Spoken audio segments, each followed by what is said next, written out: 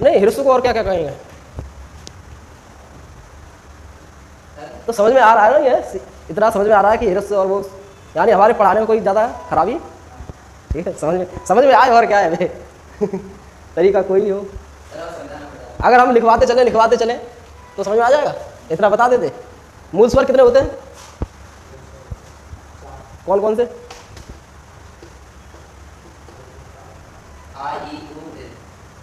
और संस्कृत में 5। कौन सा बढ़ जाता है? लिरी है, लिरी बढ़ जाती है ये वाली है। तो और कितने हमारे स्वर हैं? 11। अगर 11 ऑप्शन में नहीं आए तो 13। ठीक है। संस्कृत में कितने स्वर हैं? 9। और कुल कितने स्वर हैं संस्कृत में? 13। ठीक है। अगर संस्कृत में कुल लिखा आ रहा है तो आप क्या ढूंढेंगे?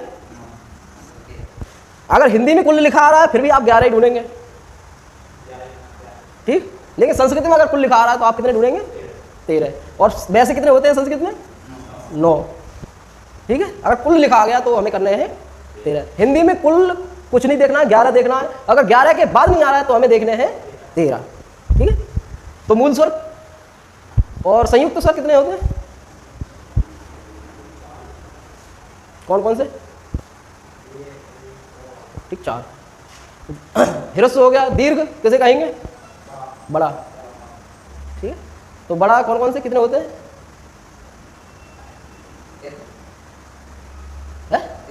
दीर्घ स्वर कितने होते हैं?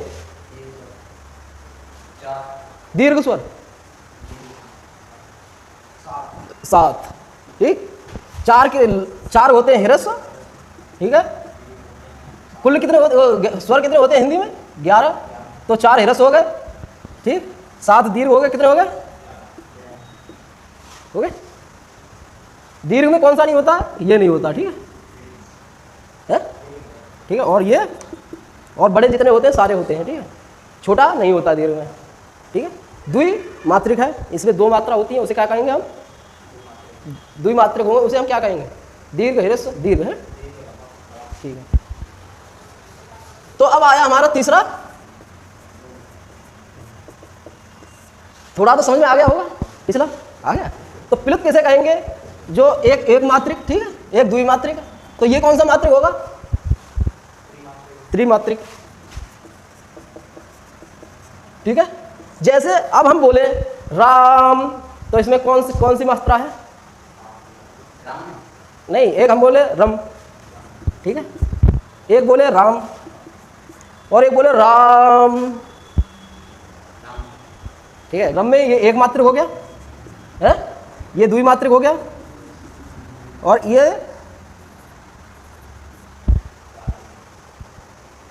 त्रिमात्रिक। 3 या ऐसे 5 लिखे आएंगे। ठीक है। इसमें बीच में 3, जैसे ओम लिखा देखा तुमने। तो हमें इसका उच्चारण कैसे करना है ओम का? ओम। ठीक है। अगर वो कह देते ऐसा लिखते हैं और कह देते ओम, तो हम अशुद्ध बोल रहे हैं। ठीक है। ओम, वो ओम ये है, जैसे बोलते हैं ओम और हम बोल रहे हैं ओम, तो हमारा ओम कौन सा हो गया? ये वाला ओम कहीं कुछ है? कुछ नहीं, ये बेकार है। ये तो एक चिन्ह बना दिया है, ओम का चिन्ह है। लिखे कैसे जाएगा? ठीक। क्योंकि उसमें त्रिमात्रिक ओम कैसा होता है? ये भी अशुद्ध है। ओम हम कैसे बोलेंगे? ओम, तब हमारा शुद्ध ओम होगा। राम, राम कैसे बोले? ऐसे। सही है। प्लुत क्या है? त्रिमात्रिक।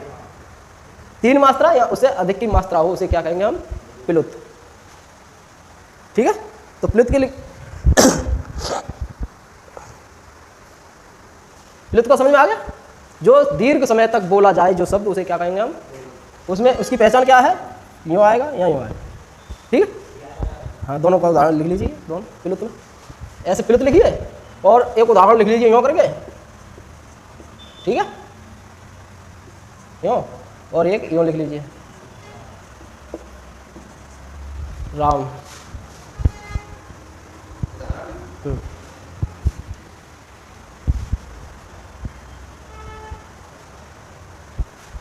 या फिर इतना देगा प्लुत में, ठीक है, या त्रिमात्रिक लिखवाएगा, या फिर ऐसे शब्द देगा तब पूछेगा, और कोई भी कुछ पूछेगा ही नहीं प्लुत में।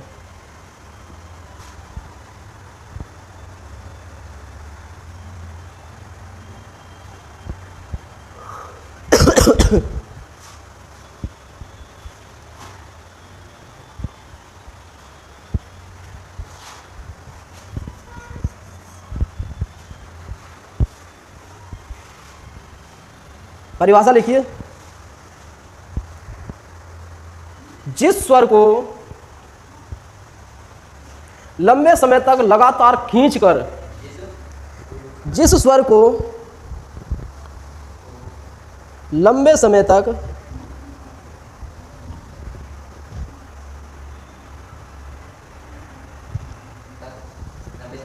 लगातार खींचकर बोलने पर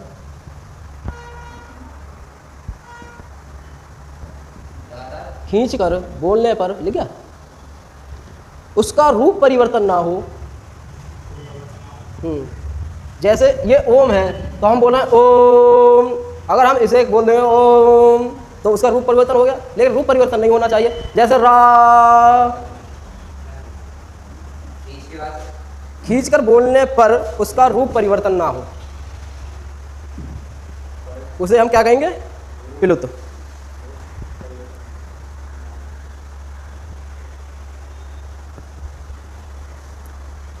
एक यहीं पे थोड़ी सी चीज और लिख लीजिए, उसे हम प्लुत कहेंगे, उसे हम प्लुत स्वर कहेंगे।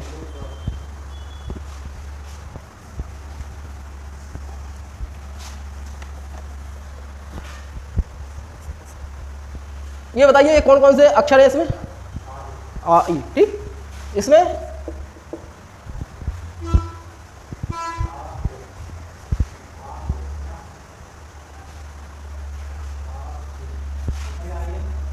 आ ई, आ उ, ठीक है। इसमें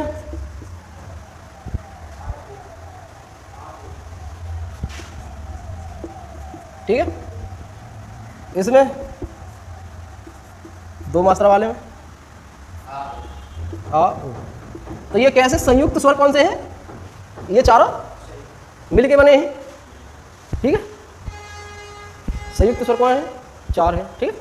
चलिए अब थोड़ा सा इसे थोड़ा स्वरों से थोड़ा विपरीत लिखिए, यहीं पे या पीछे कोई जगह खाली हो उसमें लिखिए, भाषा के लिए संविधान संशोधन, भाषा के लिए संविधान संशोधन। हाँ इसे लिख दीजिए, जब नोट बनाओ तो उसमें पहले जब भाषा की जो परिभाषा दी थी थोड़ी सी वहाँ पे लिख लेना, संविधान संशोधन। यहाँ से क्वेश्चन ज़्यादातर यानी कि 99% पेपरों में पूछता ही है यहाँ से क्वेश्चन, संशोधन। तो पहले कितनी भाषा थी हमारी संविधान में? मूल संविधान में कितनी भाषाएं थी? उस दिन तो बताया था। मूल संविधान में 14 भाषा हैं, ठीक है। तो लिखिए मूल संविधान में कितनी भाषाएं थी? 14। मूल संविधान में 14 भाषा।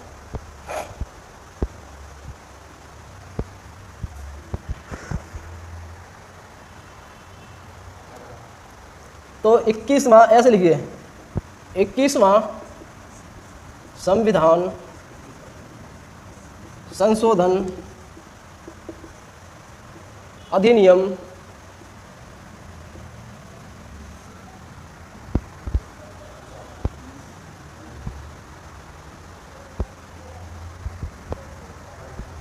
हम्म 1967।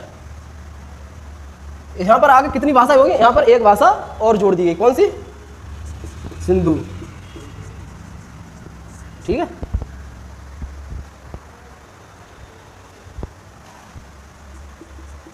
सिंधी। तो कितनी भाषा हो गई 1967 में? 15 हो गई। कहाँ तक हो गई? तो वो पूछेगा 21 में संविधान संशोधन हुआ था, उसमें कितनी भाषाएं कर दी गई? कितनी कर दी गई? 14 से 15। 15 हो गई ना, यहाँ 14 थी, एक जोड़ दी गई, 15 हो गई, ठीक है। संविधान संशोधन होते हैं, मैंने बताया लोकसभा, राज्यसभा और राष्ट्रपति जब पारित करेंगे और उसके बाद वो कार्यपालिका उसे लागू करेगी। तो कार्यपालिका ने इसे लागू किया और जो हमारी न्यायपालिका है उसकी समीक्षा करेगी, सही है गलत है, उसे अगर रोकना है तो रोक देगा, नहीं रोकेगा, जब सही लगेगा तो नहीं रोकेगा, पारित हो जाएगा, ठीक है। फिर आता है ऐसे ही 71वां संविधान संशोधन।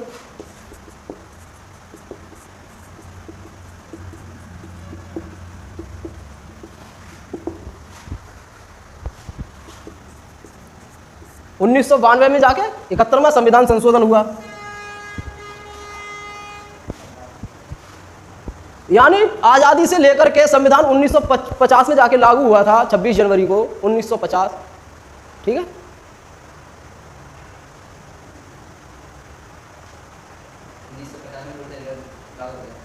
छब्बीस जनवरी को, ठीक है, गणतंत्र दिवस हम मनाते हैं।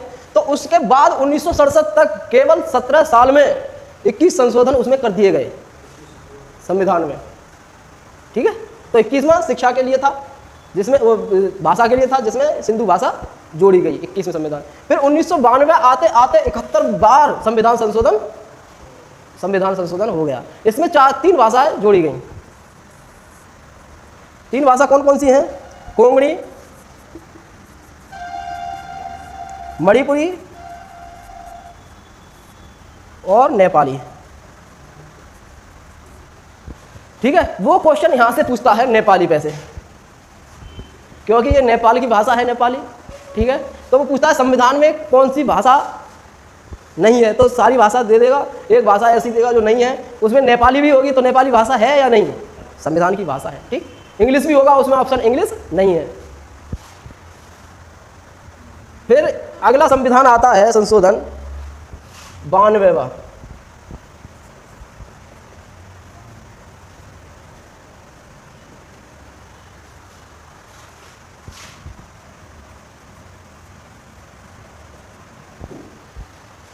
ठीक, 2003 अधिनियम 2003। इसमें कितनी जोड़ी गई? 4 भाषा, बोडो, डोगरी, मैथिली और एक संथाली। कितनी हो गई कुल? तो वो क्वेश्चन मालूम कैसे कैसे पूछता है, ऐसे नहीं पूछेगा 22 कितनी है, 22 तुम बता दो कितनी थी, मूल 14 बता दोगे, ठीक। वो पूछेगा कि 92वां जो संविधान संशोधन हुआ है उसमें कितनी भाषा जोड़ी गई, 92वां संविधान संशोधन में कितनी भाषा जोड़ी गई। तो कंफ्यूज यहाँ पे क्यों करता है? ये 1992 का है और ये 92वां है, ठीक है। ये सन 2003 में हुआ, ये 1992 में हुआ है। तो ये कंफ्यूजन रहता है बच्चों को, माइंड में आती है कि 92वां संविधान संशोधन यानी 1992 वाले में 3 हुई थी, 4 हुई थी, लेकिन ये 92वां संविधान संशोधन है, यानी कि 92 बार संविधान संशोधन हो चुका है, ठीक है, 92 में। और ये 1992 में हुआ 71वां, और ये कब हुआ है? 2003 में। कितनी भाषा जोड़ी गई है? 4। जो सन 1992 में हुआ था 71वां, उसमें जोड़ी गई थी 3, ठीक है। वो यहाँ से क्वेश्चन पूछता है इन दोनों से, इसमें भी नहीं पूछता है 21वें में भी, लेकिन ये पूछता है 1992 और 92वां संविधान संशोधन, ठीक है। क्यों? इसमें कन्फ्यूजन रहता है सब, तो समझ गए। 1992 का अलग है और 92वां अलग है।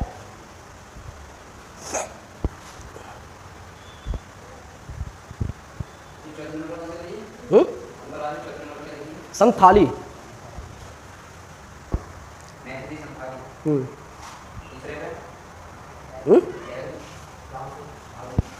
डोगरी, डोगरी, डोगरी, ओके, हाँ, ठीक है। संविधान में शास्त्री लिख लें,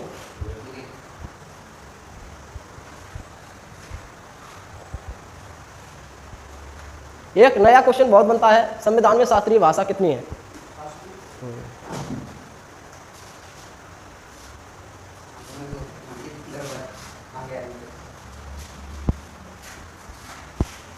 संविधान में शास्त्रीय भाषा कितनी है? तो शास्त्रीय भाषा कितनी है हमारे संविधान में? मूल संविधान में शास्त्रीय भाषा थी या नहीं थी?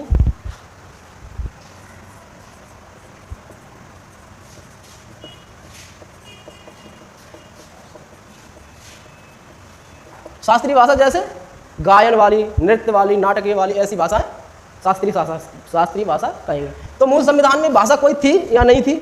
तो वो क्वेश्चन पूछेगा मूल संविधान में शास्त्रीय भाषा कितनी थी, तो बिल्कुल नहीं थी, ठीक है। अब कितनी है वर्तमान में? 6, ठीक है। तो लिखिए पहली भाषा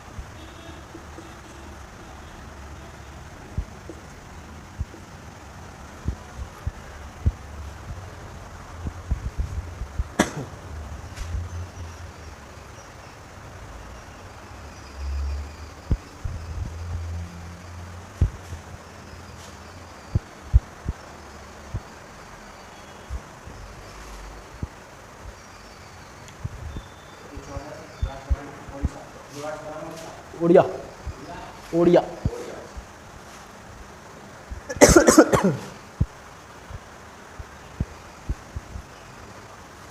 ठीक है, तो अब कितनी, पहले हमारे मूल संविधान में शास्त्रीय भाषा थी नहीं थी, अब कितनी है?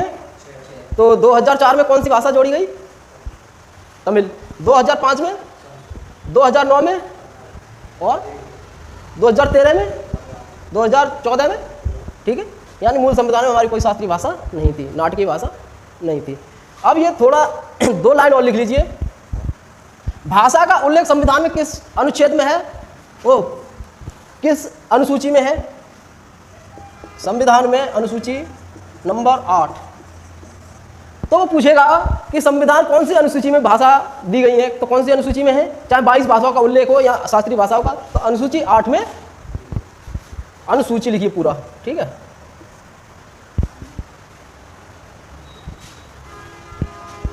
भाषा कौन सी अनुसूची में है?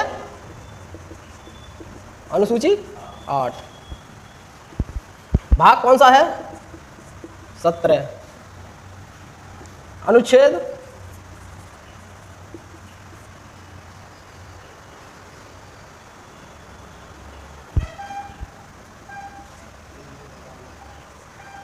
है। ठीक,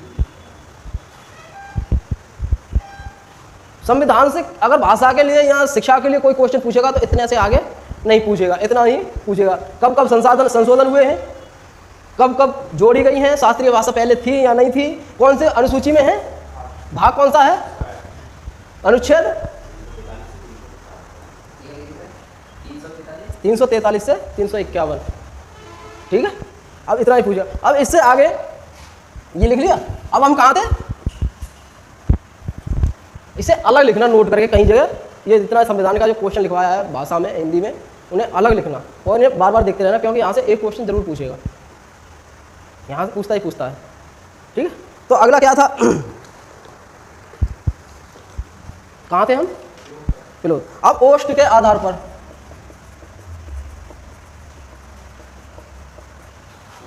ओष्ठ ओठ स्वरों के भेद।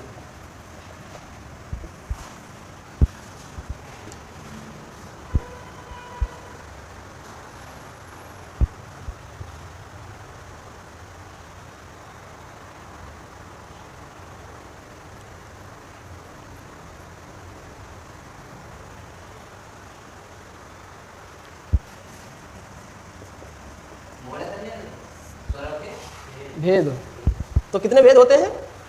2। स्वरों के, ओष्ठों के आधार पर स्वरों के 2 भेद होते हैं। लिखिए,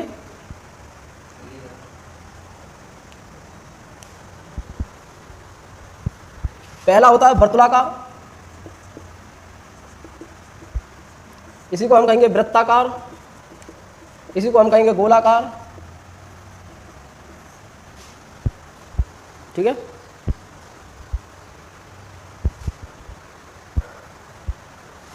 तो फिर आप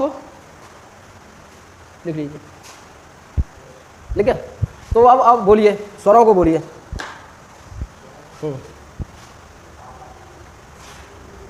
ओठ कहाँ पे ज़्यादा क्रिया कर रहे हैं, यानी गोलाकार का मतलब समझते हैं?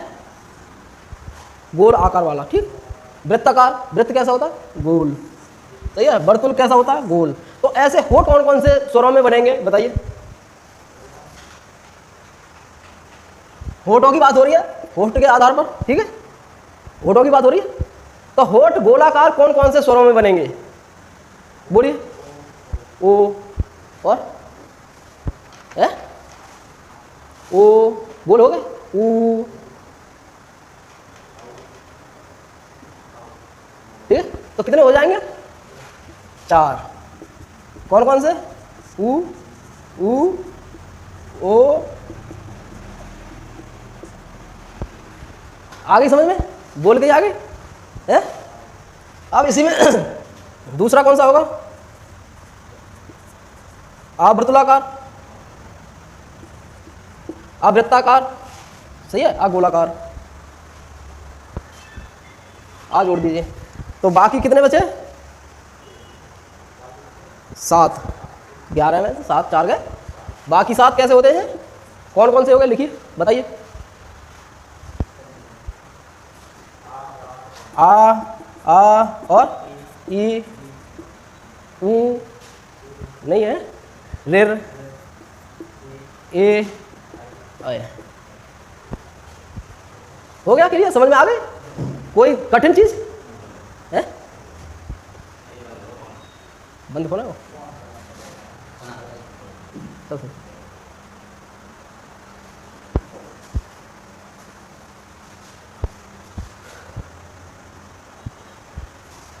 पढ़ने पर आओ, अगर अर्थ निकाल के सोच समझ के, तो कोई कठिन चीज है?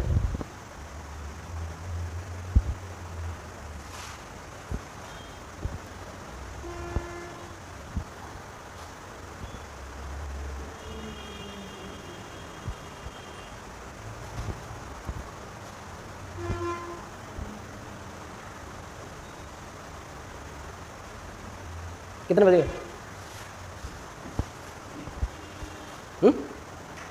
कितने बजे? 10 बज गए। एक और लिख लीजिए। हाँ, अब जीव के आधार पर, जीव के आधार पर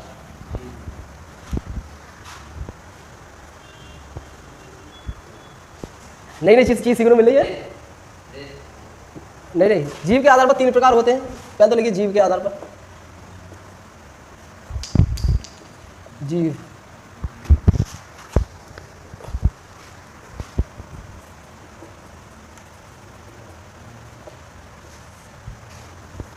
कितने भेद होंगे? ठीक है, पहला अग्रभाग, दूसरा मध्य भाग,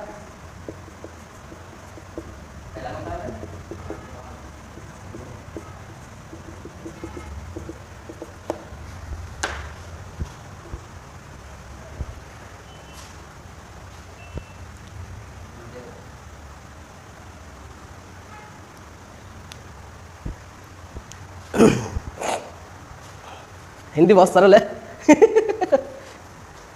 42 क्वेश्चन देगा ऐसे, कहीं थोड़ी दे देगा कहीं से है। और सबसे ज़्यादा हिंदी से क्वेश्चन आते हैं सब में, इसीलिए तो हमारे यहाँ के बच्चे कहाँ निकल रहे हैं। तो जीव के कितने भाग होते हैं? एक तो आगे वाला भाग, एक बीच का और एक लास्ट में। तो आगे आगे वाले भाग से कौन कौन से बोले जा सकते हैं? रिर। ई कहाँ से बोली जा रही है? ई कौन से भाग निकल रहा है? ई है? ई जीव देखो कहाँ कंपन हो रहा है, थोड़ा बोल के देखो कंपन कहाँ हो रहा है जीव में? कंपन होगा, देखो ई आगे वाले भाग में कंपन होगा, थोड़ा सा हिलेगी, देखो ई गुदगुदी सी होती है अगले वाले भाग में। ठीक है, हो रही है? और कौन सी में हो रही है? ए। ठीक है, कहते कितने होते हैं अग्रभाग के? 5। ई ठीक, ए आई और रिर। यहाँ तो बहुत ही कंपन होता है, रिर में तो रिर होता है कंपन। अब बोलो आ, कंपन हो रहा है, कहाँ हो रहा है?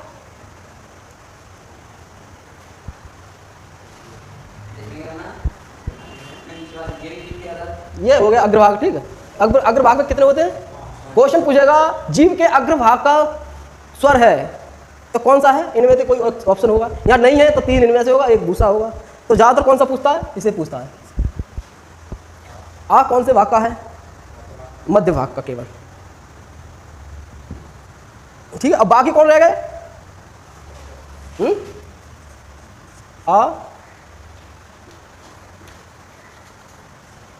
आ ऊ ऊ और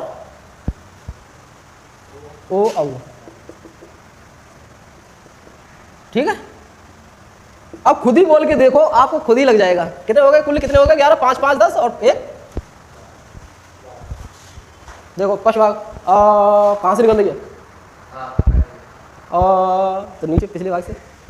होठ गोल हो रहा है, जीभ पे कोई फर्क। और आ ओ कहाँ से बनता है? ई कहाँ से बनती है? आ ओ, ई तो ई है, ए कहाँ से बनेगी? आ और ई। तो ए कौन सा हो गया? अग्रभाग हो गया। ठीक है, ऐसे ही ओ किससे बनेगा? आ और ऊ से। जब आ कंठ का है, ऊ अग्रभाग है, तो हमारा ये आ कौन सा है? मध्य का, छोटा आ कौन सा है? मध्य का। और आ बोलेंगे तो वो उससे भी नीचे पहुंच जाता है, यानी कि बिल्कुल गले में, यानी अंदर से आवाज निकलती है आ। ठीक है, ई कंपन हो रहा है, आ पे कंपन नहीं होगा। तो अग्रभाग समझिए खुद ही